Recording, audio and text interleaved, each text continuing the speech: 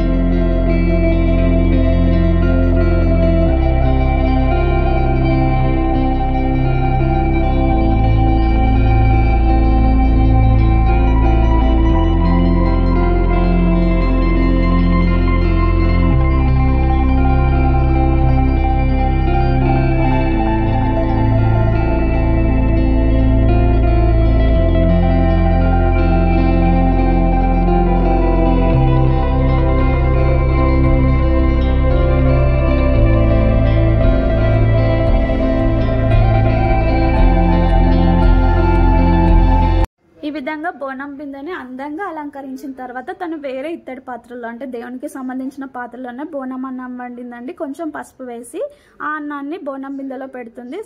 తర్వాత వాళ్ళ సైడ్ తోటకూరని కంపల్సరీగా అమ్మవారికి నైవేద్యంగా పెడతారట. సో తను చేసిన తోటకూరని బోనం అన్నం మీద పెడుతుంది. తర్వాత కొంచెం బెల్లం వేసింది. ఈ విధంగా కింద ఉన్న బోనం బిందెని రెడీ చేసుకుంది. తర్వాత పైన ఒక చిన్న బోనం బిందె వస్తుందండి, అందులో పచ్చి పులుసుని తీసుకెళ్తారు అమ్మవారికి. ఈ విధంగా మొత్తం అంతా రెడీ చేసి పెట్టుకుంది.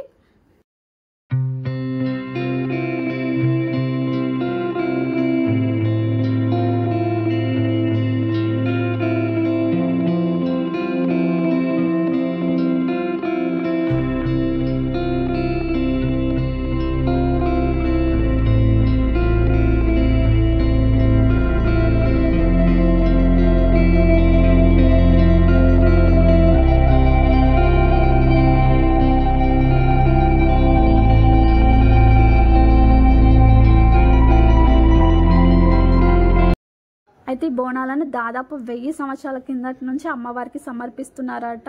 అప్పట్లో భాగ్యనగరంలో చాలామంది ప్లేగ్ వ్యాధితో చనిపోయినారట. అప్పుడు అందరూ అమ్మవారిని వ్యాధి తగ్గించమని కోరగా ఆ క్షణం నుంచే ఈ వ్యాధి తగ్గిపోయి అందరూ సంతోషంగా ఉన్నారట. అప్పటి నుంచి ప్రతి ఆషాఢ మాసంలో అందరూ అమ్మవారికి బోనాలను చెల్లిస్తున్నారు.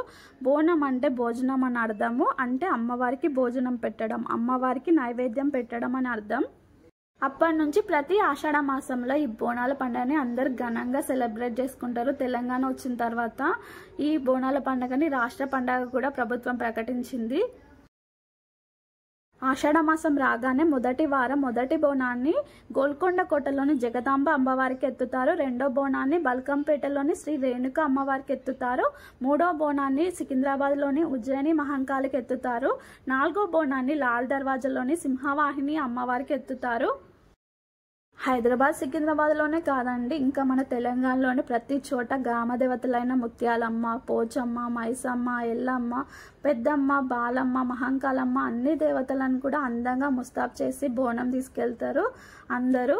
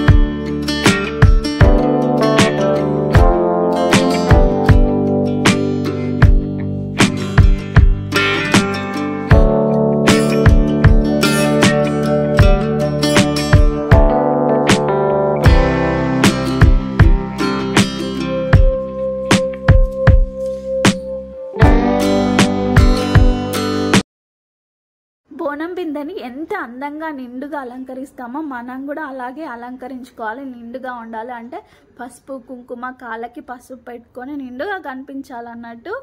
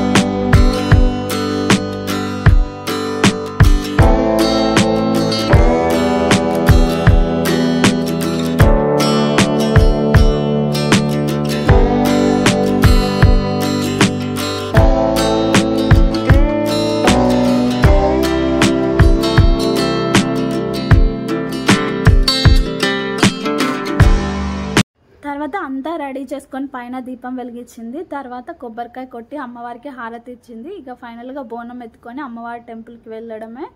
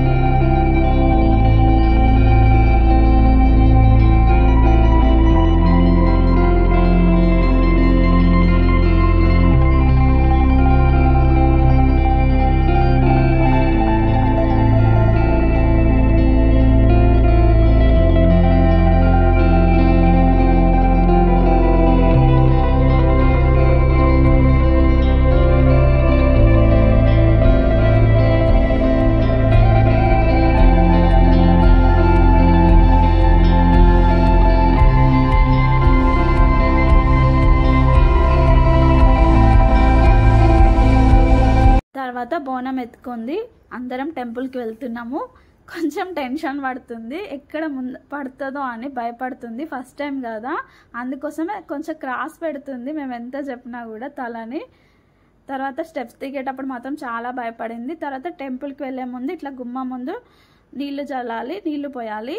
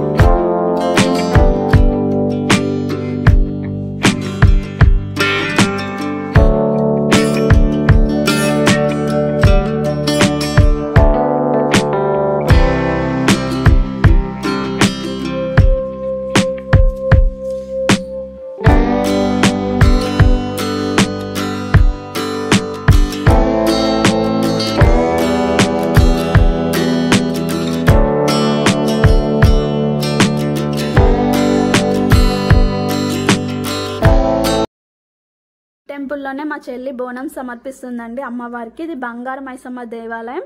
ఇది మా చెల్లి వాళ్ళ ఇంటి దగ్గరనే ఉంటుంది. వీధికి 2-3 అమ్మవారి టెంపుల్స్ ఉంటాయండి. ప్రతి టెంపుల్ అందంగా ముస్తాబై ఉంది బోనాల పండగకి.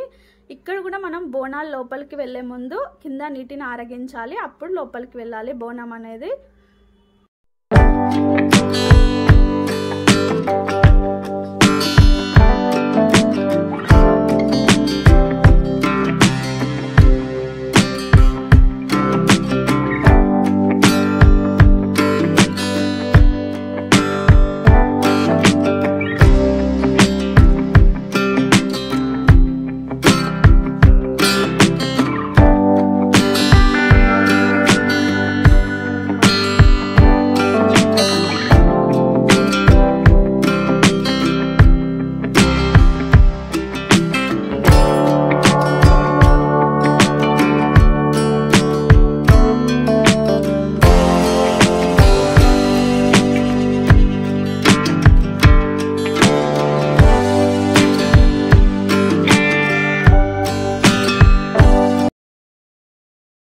చూసినారా అమ్మవారి టెంపుల్ని ఎంత అందంగా అలంకరించినారో. బంతిపూల మధ్యలో అమ్మవారు అందంగా కనిపించారు.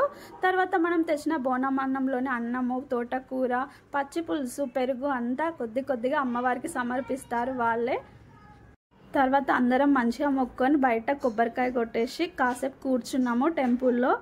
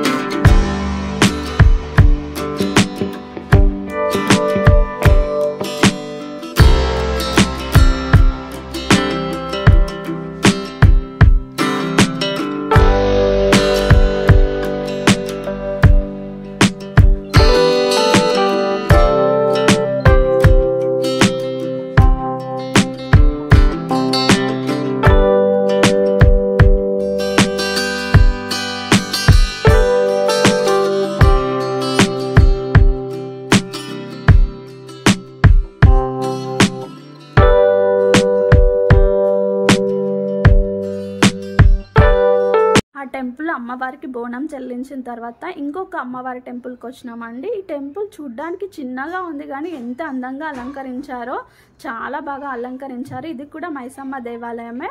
టెంపుల్ చుట్టూ ఇంకా అమ్మవాళ్ళ విగ్రహాలు ఉన్నాయి, చాలా బాగుంటుంది చుట్టూ.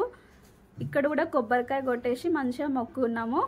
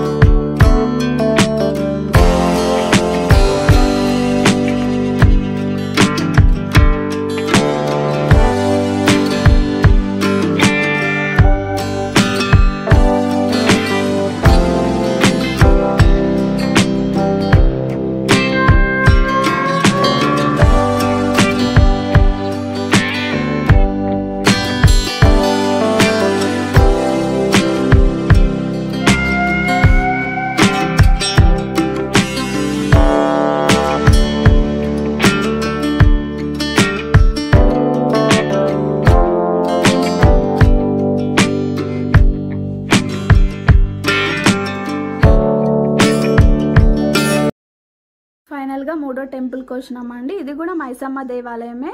అబ్బబ్బా, ఈ టెంపుల్ని ఎంత బాగా డెకరేట్ చేసినారో. మెయిన్గా మైసమ్మ తల్లిని చాలా అంటే చాలా బాగుంది, చాలా నిండుగా అందంగా అలంకరించినారు.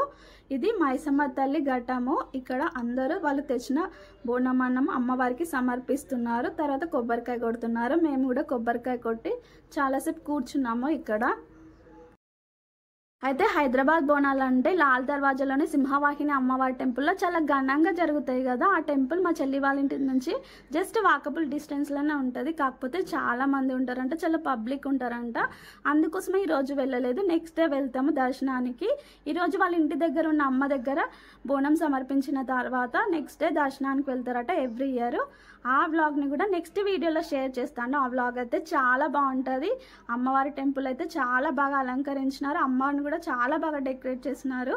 అదంతా నెక్స్ట్ వ్లాగ్లో షేర్ చేస్తాను. కంపల్సరిగా మిస్ కాకుండా చూడండి.